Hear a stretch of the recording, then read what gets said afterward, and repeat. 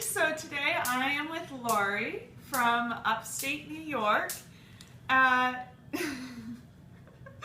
Alrighty, so with upstate New York, would you say there's any big differences with, let's say, a Manhattan dialect? Oh, big difference, yes. Actually, I should qualify. Upstate New York my upstate is way up. Mm-hmm. It's like between Rochester and Syracuse. It's called the Finger Lakes area. It's God's country, and people talk normal. We don't have an accent. In New York, they have an accent, a New York accent. So you're Italian American, Yes. correct? Mm-hmm. Would you say that your Italian roots have influenced your dialect at all? Probably.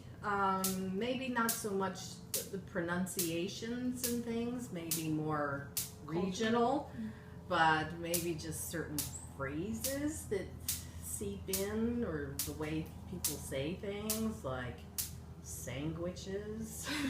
Sandwiches? Yeah, old Italians used to say sandwiches for sandwiches. Were your parents both raised in New York? They were both raised in upstate New York. Only one parent had a parent born in Italy, but they were all Italian extraction, Ellis Island people.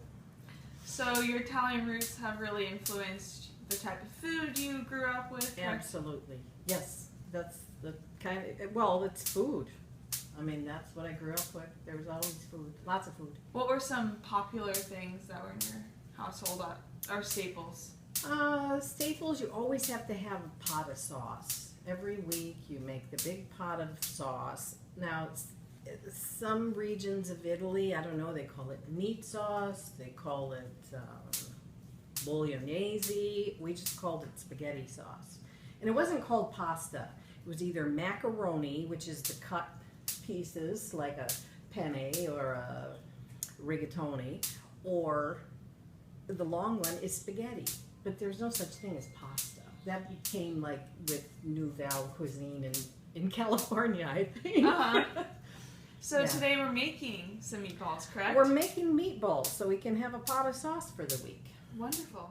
So with sauce, you want to have some really nice flavoring from meat. Some people use pork shanks, or I've started some sauce with beef short ribs, and they got to have a lot of fat content to get the flavor in there.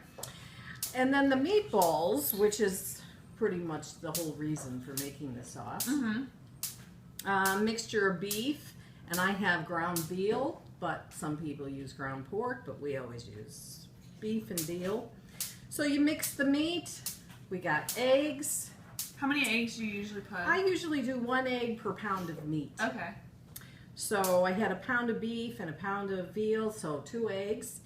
And then some fresh parsley, you want to do that? Yeah. Okay, just chop away. It doesn't have to be pretty. Just going to give it a nice flavor. And then throw it in. And you got to have fresh garlic. Please don't use garlic powder. Oh, gosh. Okay. So here's some garlic. I already peeled it for you, but you can just I'm roughly really bad chop. with mincing. Are you? Yeah. Okay, it looks good. Looks good. Okay, go ahead. Toss it in. Beautiful. All right, we got eggs. Then we gotta have Parmesan cheese. Of course, there's salt and pepper. Oh, did I have to say that? You put salt and pepper in everything. Yeah. So that's a given. So we throw a good handful of. I'm sorry, I can't give you a recipe. It's all gotta be just handfuls of stuff.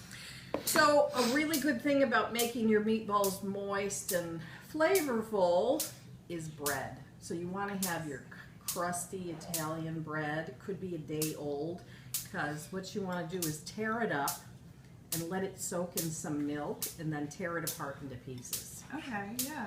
And then see how it's just kind of like breaking How up? much, how do you know that there's enough milk, or is it just like a feeling thing? Yeah, sometimes if there's too much milk, just throw the rest of the milk out. But if it absorbs, then there you go. So then you just add that to Throw it in, and then you take off your rings, and you have really nice, clean hands, and then go. All right. Go. Do I go? Go. Okay. Ooh, Yeah. Wait. Yeah, it's meat. Yeah. Go. Yeah. She's good, fellas. All right. So we got the meat. And then you just want to, so salt, pepper, parsley. Oh, also a nice dried herb is some nice marjoram. Marjoram gives the meat a good flavor. It smells good. Mm-hmm. It's in the basil family. And basil we're going to have in the tomato sauce part anyway. So. But don't be afraid. Just take a lump of meat and then go ahead and, do you want big ones or little ones or? I'm going with what you're going with. Okay, so these are kind of little guys, which is nice for the, I guess it goes farther when you have little balls. Does it cook? How long do you cook them for? Well, the longer they're in there, the better they taste. Uh-huh. They're probably, I'm going to brown them first and then put them in the sauce. I don't put them in the sauce raw. Gotcha. Okay, so you can brown them on the stove, like fry them just to brown the outsides of the ball. Or since there's a whole bunch of them and we don't want to get too messy, I'm going to throw this pan in the oven. And once the outsides are brown, just put them in the pot of sauce. Beautiful. All right. Sounds good. So these are nice little, kind of petite. They are. I didn't really know. I was going with what you were going with. That's okay. And then I realized mine were a little small. There's no right or wrong. It's however you want your meat. Or however many people you have to feed. That's true. So smaller cooks faster, obviously. But how long do you put them in the sauce for? So in the sauce, if they're in there a good hour and a half, they're cooked. Mm-hmm. If you leave them in there 2 hours, they taste better. You leave them in there 4 hours, they taste, and then as you leave. So it's just like how long do you want to wait? Yeah, exactly. And you might need to test them as you go along. So just kind of make sure there's enough space to. How long do you brown them for? Here. I've got the oven nice and hot, about 400, so probably only 10 minutes or so. I'm going to add one to this. As long as they're brown on the outside, we're just trying to kind of make them nice and solid. Okay? All right, let's go do that. All right. All right, put them in the So, oven. there we go. Nice. So we'll just let it go a little bit. So after they've been cooking for a while, you have to taste them and make sure that they're delicious. That they're okay, and then put a little bit of cheese before you serve them. You got it. So awesome. Go ahead. They're really hot. Be careful.